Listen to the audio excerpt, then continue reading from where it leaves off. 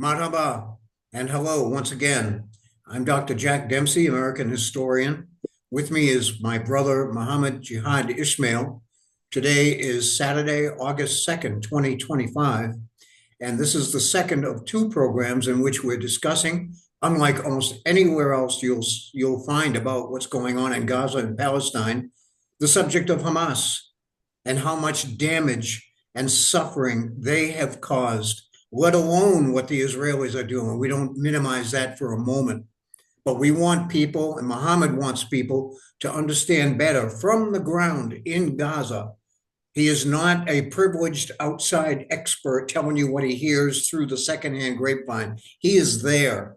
He sees what they do. And we feel it is very important that the great worldwide movement for Palestinian liberation, justice, freedom, and their own land is informed by a real awareness of what Hamas itself has done against the Palestinian people.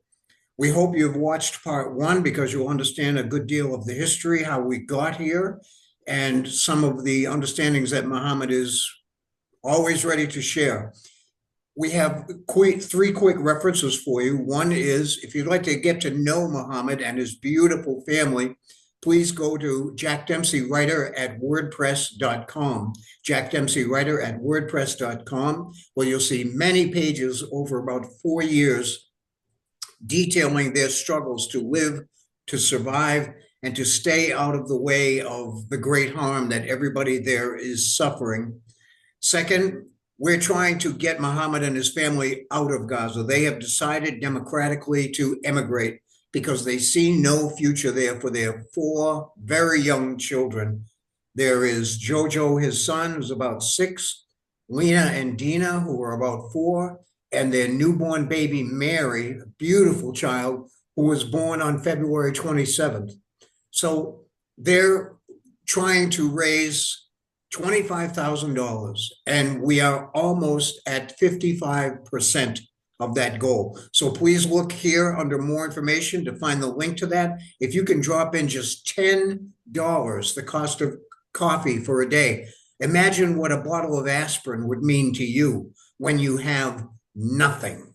Okay, this is a direct and absolutely trustworthy way that you can directly help the Palestinian people, starting with Muhammad and his family. And if you wish, we can put you in touch with other Palestinians who would become, let's say, your partners in this effort to help them. The third thing that we wanted to share escapes me right now. I'm an old man and I forgot.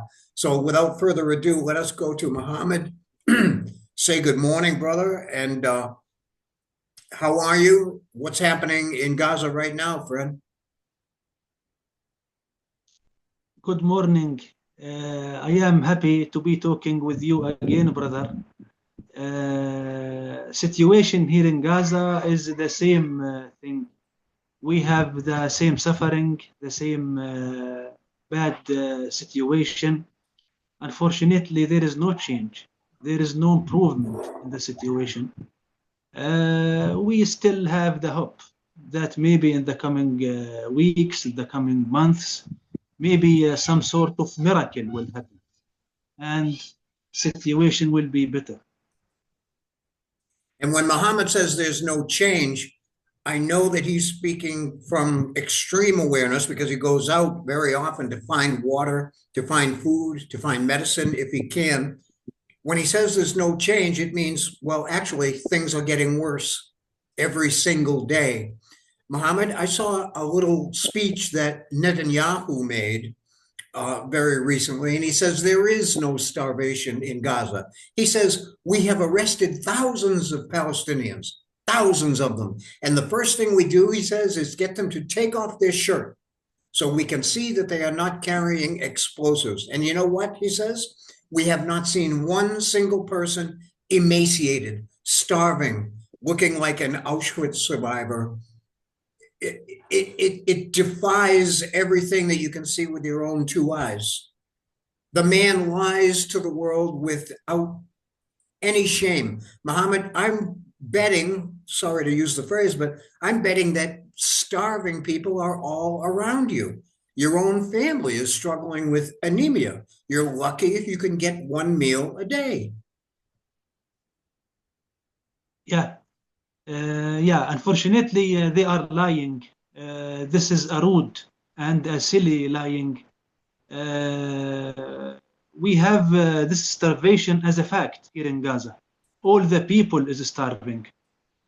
So, as usual, it's their hobby, telling the lies, and they doesn't tell the truth at all, you know. So it is the continuous lying of the Israelis. Yes, and on the other side of all that harm, the withholding of aid, the shooting and the wounding and killing of hundreds of people who show up in Rafah to this concentrated area where they are supposedly allowed to safely come and get food. And when they do show up, they are shot before they can get it or while they're trying to leave with a sack full of flour over their shoulders. Children, women being shot with tank shells, with rockets, with machine gun bullets. And the hospitals there document case after case of children being shot in the head, in the chest. This cannot happen by accident over and over and over again. We've been hearing for 3 years now that all these civilian deaths are accidental. We try very hard, and Israel says, to protect the civilians, but they don't. They're doing exactly the opposite.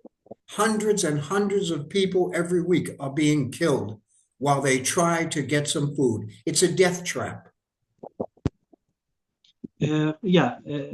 Focusing on this issue, let me clarify something very, very important. Of course, it is hidden. It is hidden in media.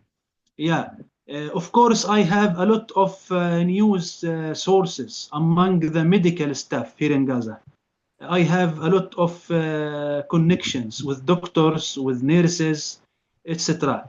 They are telling me frankly and honestly that not all the people, not all the hundreds of people who are being killed by the Israelis near the distribution points, not all of them are being killed by the Israeli fire.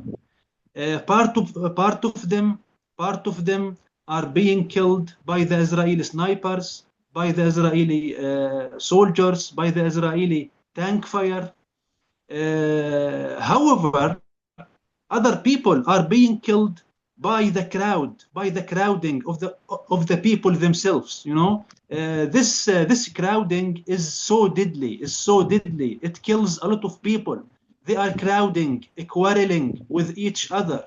Everyone want to obtain his portion of food. This crowding is killing a lot of people. Here, according to the media of Al Jazeera and the media of Hamas, they are recording all the casualties as killed by the Israelis. But this is not true. Part of the killed people are killed really by the Israelis. But other people are being killed by the crowding of the people. This crowding is very, very deadly. Yes, and one of the other lies that Netanyahu said was that it's not Israel that is withholding the food and keeping people from getting the food. It's Hamas, he says. They are stealing the food, they are selling it, and using the money to buy weapons, he said. The flaw in that statement is that we do know from you and other few sources, Muhammad, that Hamas does and always has stolen food right out of the hands of Palestinian people. They sell it back to the Palestinian people at exorbitant prices. But the catch is, how can they buy arms? Where would they be buying these weapons from? And how would those weapons get into Gaza? The place is completely sealed off now, even the tunnels. It can't it can't be true. Hamas is stealing a lot of the food, everything they can. You showed us a video last time in our program that shows Hamas fighters underground enjoying every kind of food, fruit, vegetables, meat, rice. They're getting it from somewhere. They're hoarding it for themselves, and they have no obligation, they think, to the Palestinian people. Do you want to add anything to that situation, Muhammad? Yeah. We have a lot of things to talk about. Let us organize our thoughts. First of all, let me tell you frankly that Israel is intentionally making this starvation. Intentionally, they are imposing this starvation. Yeah. They want the Palestinians in Gaza to die, to starve until death. It's a fact. It's a fact. We cannot hide this fact. So Israel is responsible for this starvation. Yeah. For me, my children, my neighbors, my friends, my neighborhood people, everyone here in my surrounding is starving. So it's a fact. It's a fact. Very clear fact. Yeah. Let me tell you about Hamas. Hamas is also responsible. Why? First of all, we know very well Hamas is stealing, is looting the majority of the aids which come to Gaza. Some part of those looted aids are going underground to their tunnels. Other part of the looted aids are being taken to the black market. In the black market, we are buying those items with a horrific prices. We are paying a lot. So Hamas is responsible also for our starvation. This voice is the voice of the cargo planes. They are throwing aids. Unfortunately, finally, those aids are going to the hands of Hamas. They are taking everything with their piracy. What we see on media, we see some children are looking like skeletons. They are very skinny, very thin. They have no flesh over their skeletons. This is true, but in some cases, Hamas is exaggerating by adding some photos for children who are suffering from cancer. Yeah, so not all the photos which come from Gaza are true. Some of them are true, while other photos are misused by Hamas. They belong to children who are suffering from cancer. Yeah, I know personally some of those children who were shown at Al Jazeera as victims of starvation. But for the truth, they were victims for cancer. Yeah. So I blame both Israel and Hamas. Israel is lying. Israel is making this intentional starvation. On the other side, Hamas is looting and paying us this food, which is originally not to be sold. It's not for sale. Yes, and you can see on our blog at WordPress, ladies and gentlemen, Muhammad often sends me little photos of a sack of flour or a collection of vegetables he was able to find some months ago or something. And over your average 20-kilo bag of flour that you see a lot of people with over their shoulders, it says clearly printed in Arabic and English and other languages, not for sale.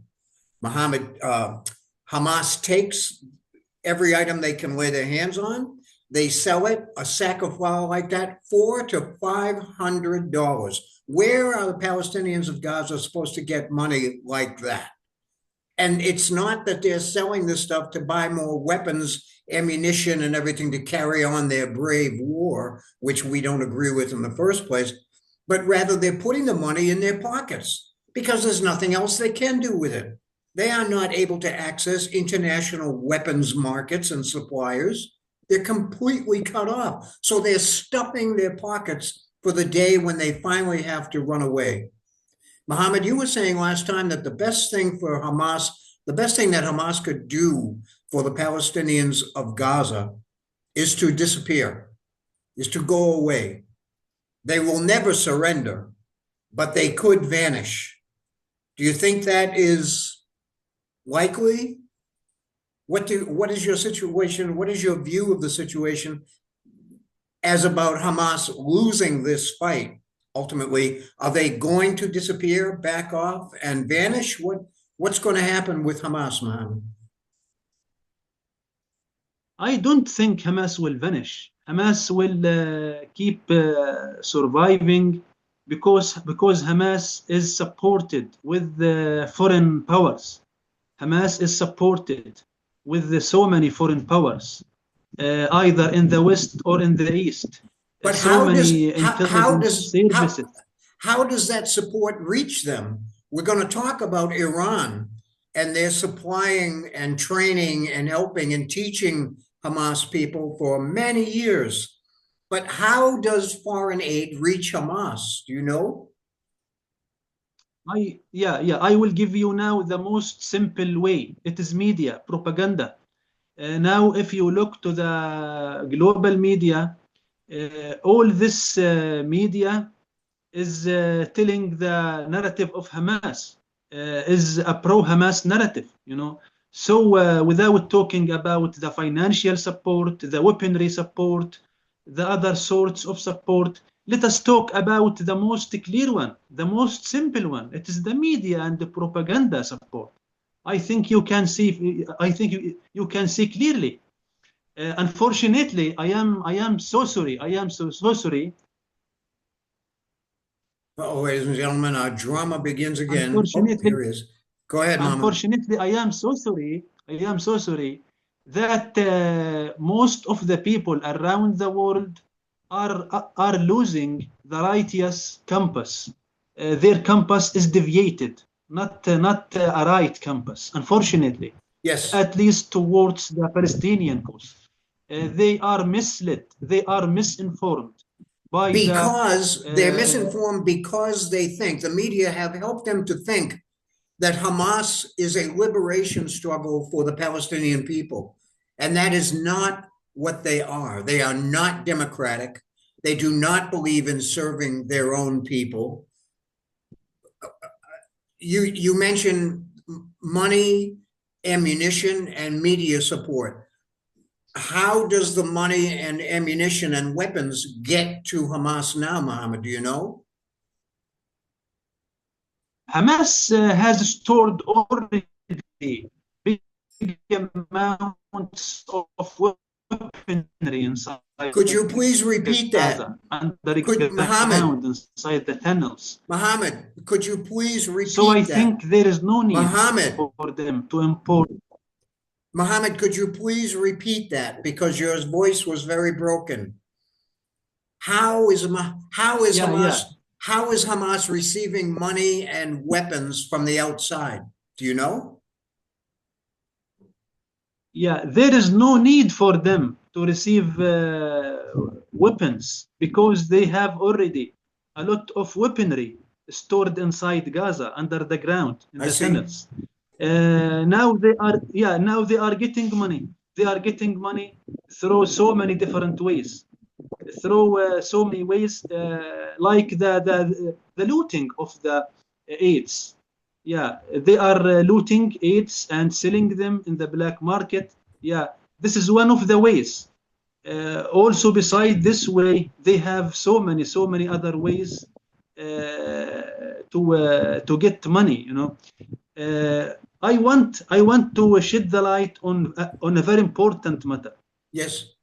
I want to talk about global demonstrations which are being held every day all over the world, in so many capitals, in so many cities around the world. Yes. For me, as a Palestinian person who is starving, who is suffering here inside Gaza, here inside this wasteland, for me, I don't admire those administrations because they they are only criticizing Israel. They doesn't criticize Hamas. I want you to make an experiment. I want you to write a signboard, to write on this signboard a very little sentence. Please, Hamas, stop looting the food of Gaza people. Please, Hamas, stop looting the food of Gaza children. I want you to make this signboard. Please carry it with your right hand and carry the Palestinian flag with your left hand and go to participate at one of those demonstrations. I think you will be beaten. You will be beaten. You will be insulted. You are a spy. You are a Zionist. You are pro-Israel. You are Satan. You will be demonized. You will be demonized. You will not be respected. You know. And this would so, be this would be because the media paint Hamas as heroes. To reverse the ethnicities, they see Hamas as the little David against the great Goliath of Israel. Qatar, Electronic Intifada, BBC, Al Jazeera, they paint Hamas as resistance heroes, but they are not fighting on behalf of the Palestinian people. They don't believe in the Palestinian people. They could not care less, and they never have. Yes, yes. Let me tell you something very, very dangerous. If you look to the ideology of Hamas, the Muslim Brotherhood Islamist ideology of Hamas, in this ideology, or according to this ideology, Hamas doesn't believe in something called the national country or the national state. They doesn't believe that there should be a Palestinian state over the Palestinian borders. You know, they doesn't believe in that. They believe only in one target: achieving the Islamist country.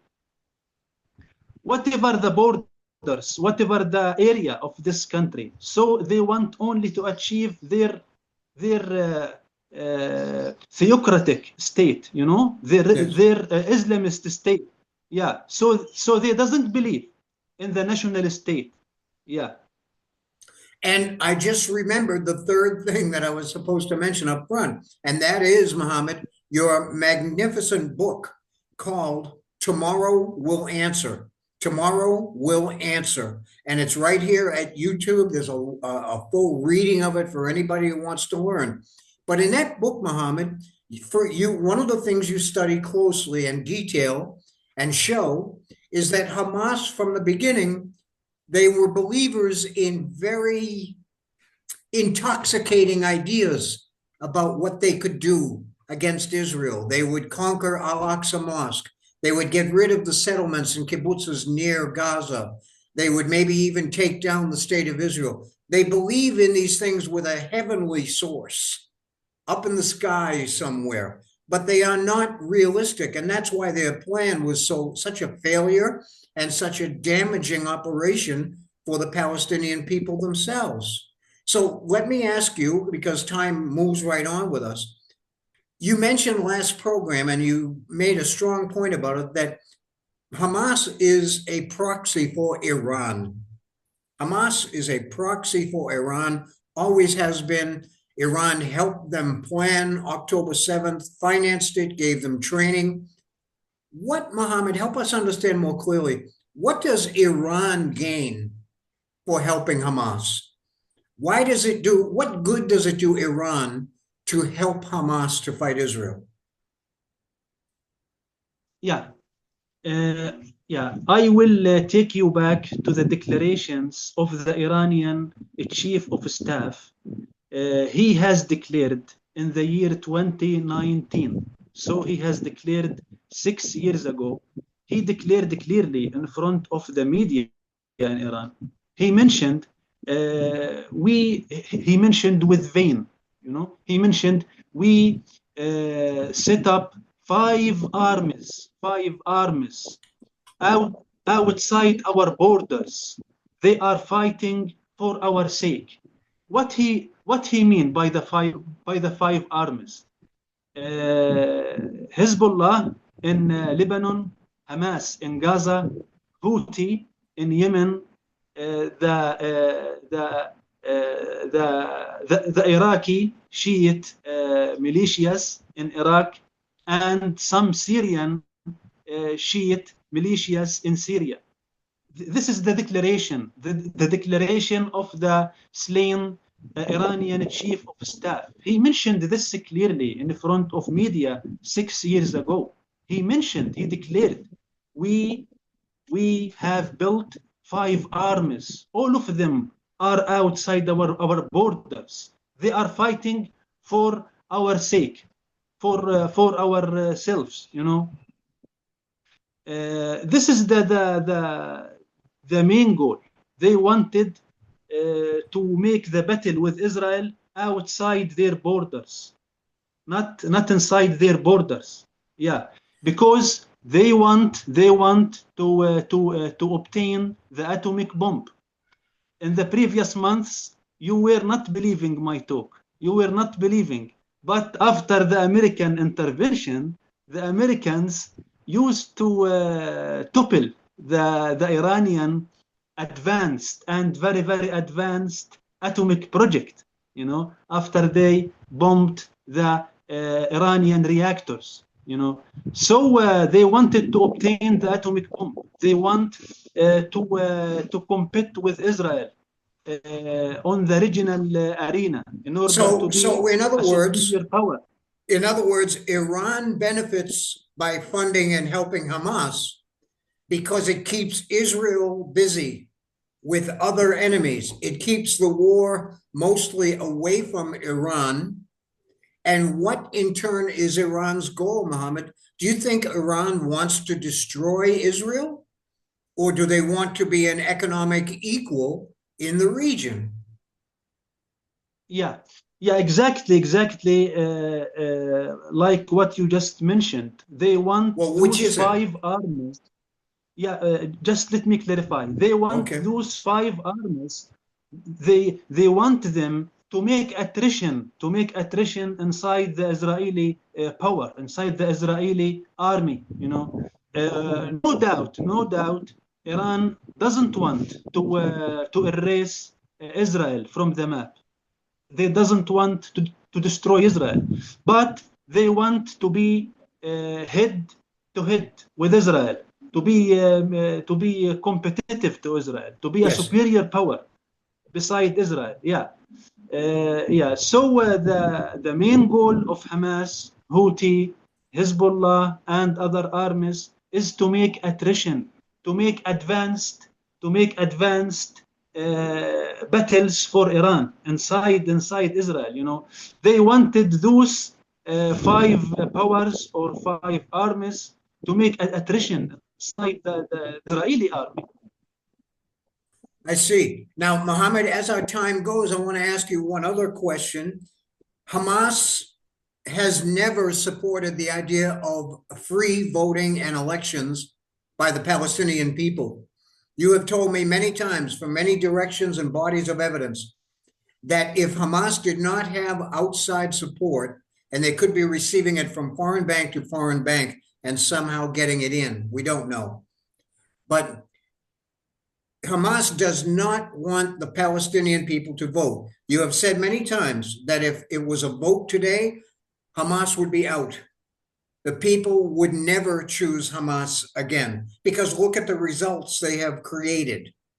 So we hope, you and I together, that people realize that Hamas is not a democratic organization. They are not looking for either the liberation of the Palestinians or the empowerment of the Palestinians by voting a government that they really want.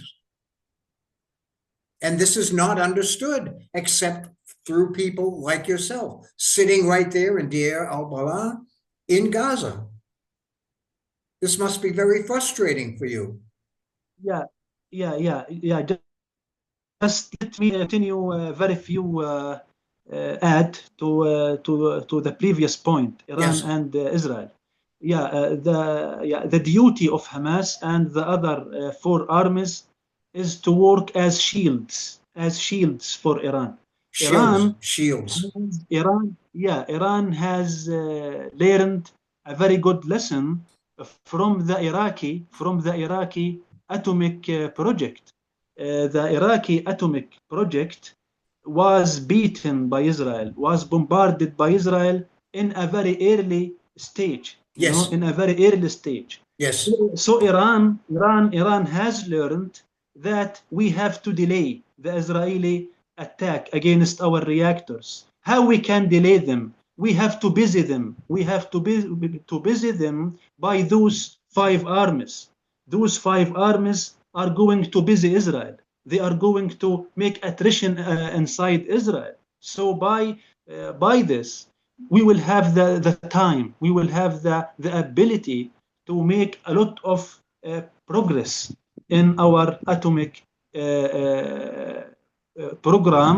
So we will guarantee that our atomic program will not be beaten in an early stage like what happened with Iraq. Yeah. Okay, let me ask you then. Talking, Let me ask you, yeah.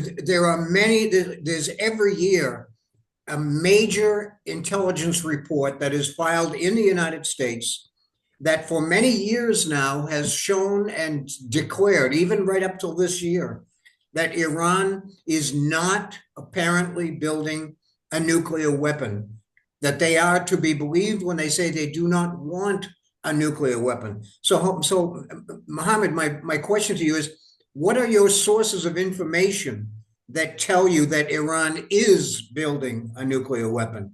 What are your sources of information for that? It is so clear, like the sun in the mid of the day. It's very clear. All the world is knowing that Iran has jumped big leaps in their program. They are nearing and approaching to achieve the final target, which is obtaining the atomic bomb. It is very Well, clear. you have not named a source of your information, and I want to challenge you a little bit on this because, again, all the world's intelligence agencies, from Israel to the United States to other countries, say that Iran, to the best of their knowledge, is not building a nuclear weapon.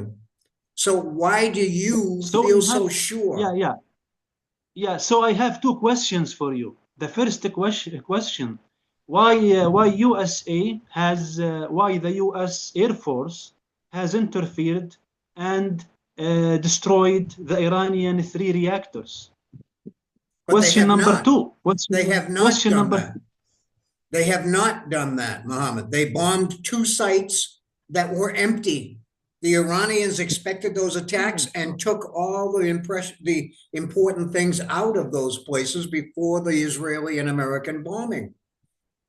They have not Yes, destroyed yes, brother. Iran's nuclear Yeah, reactors. yeah. Maybe they didn't destroy the uranium itself as a substance, but they destroyed the facilities, and those facilities were set up in order to make this atomic bomb. Question number two: why USA and the European countries are making negotiations, are making nuclear negotiations with Iran? If Iran hasn't this project, this very advanced project, why they are sitting with Iran around the table and negotiating with them for this project?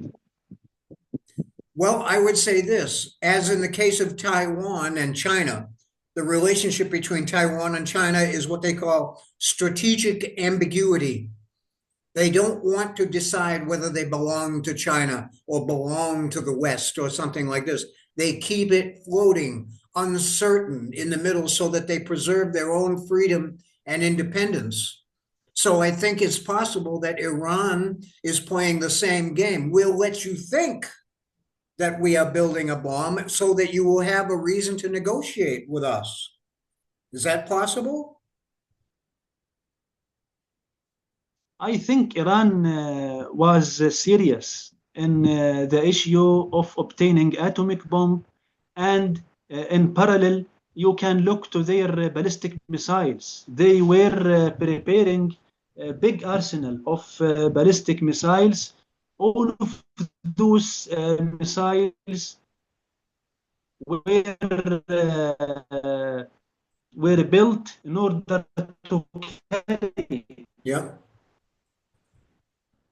the atomic bombs away, you know. Okay, Mohammed, Since our, longest. According to my news, Mohammed, I'm sorry, but our time is going. yeah. Is there anything you would like more for people to know about Hamas? Is there anything more you want people to understand about Hamas right now? Yeah, yeah. I wanted to ask those people who are supporting Hamas and who are